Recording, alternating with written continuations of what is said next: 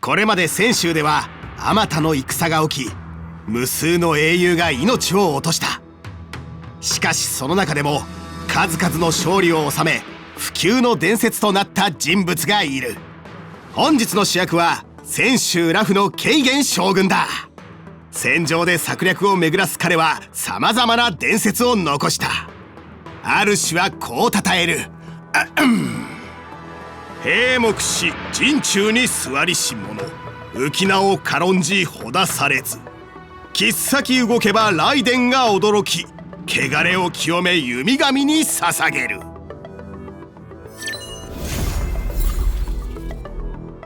今日は特別ゲストとして異老なき砲丸と呼ばれる普賢さんをお招きした。その選択は正解よ。この選手で私ほど将軍を知る者はいないわ。普賢さんは少し口が軽く説教を好むと聞く。もしかしたら慶元の噂を。何ですって？つまり泉州の情報屋とも呼ばれる大木様なら極秘情報をたくさん教えてくれるんじゃないかと。当然よ。それはさておき、慶元は知恵の運命を歩む雷属性のキャラクター。彼は戦に長けていて、轟く雷光だけで敵に恐怖を植え付けることができるんだ。通常攻撃電光石火は指定した敵単体に雷ダメージを与える。将軍が持つ陣頭の名は石火無心。帝宮の使命が精神を射抜いた荒野の余人で誕生されたものなのよ。そして慶元将軍に仕える金色の巨大な影、名前は神君。新将来不走士位劇伝追魔仏愛天君。そう、その神君だ。神君は一定の初期速度と攻撃段数を持ち、段数が1段増えるたびその速度もアップする。神君は行動時に追加攻撃が発生する。毎段ランダムな敵単体に雷ダメージを与え、隣接するターゲットにも一定割合のダメージを与える。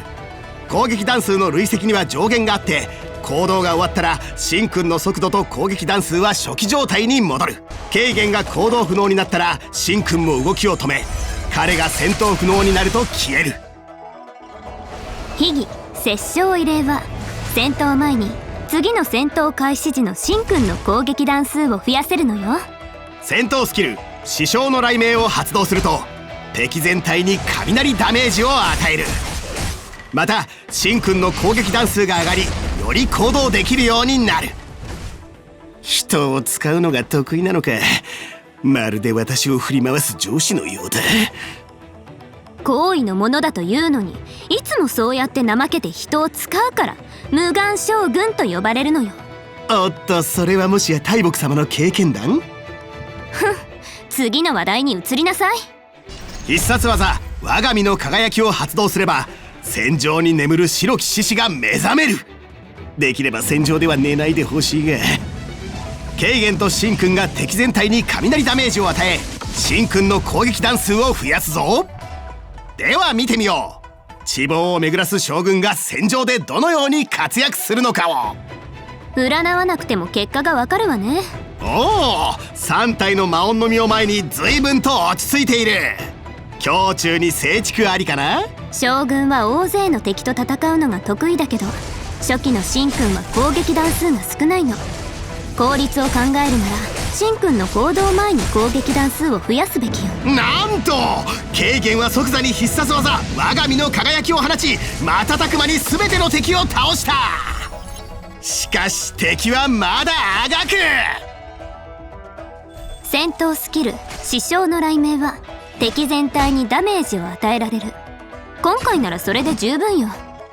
それに必殺技と戦闘スキルで神君の攻撃段数も増えてるもの。神君は天地をもなぎ倒す勢いで敵に雷を振り下ろす。